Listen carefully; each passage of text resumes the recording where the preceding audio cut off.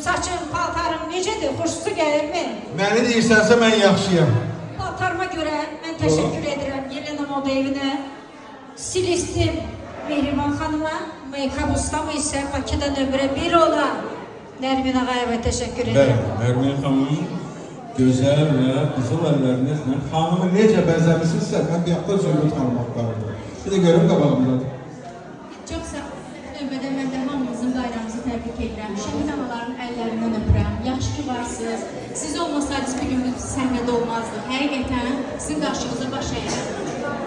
Var olun. təşəkkürlər Nərmin Sağ olun. xanım.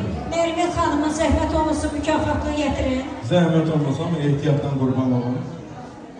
Nərmin, sən də Qızıl Zəfər mükafatı ilə tərtib olunursan, Zümrüt Production tərəfindən və eyni zamanda deməli, Alida Gözəllik Salonuna sənə prosedura 50 manatlıq istəmirsən, zaten özü orada işləyir, bəli.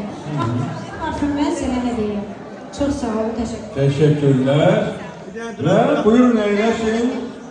Şəkil çəkdirin sonra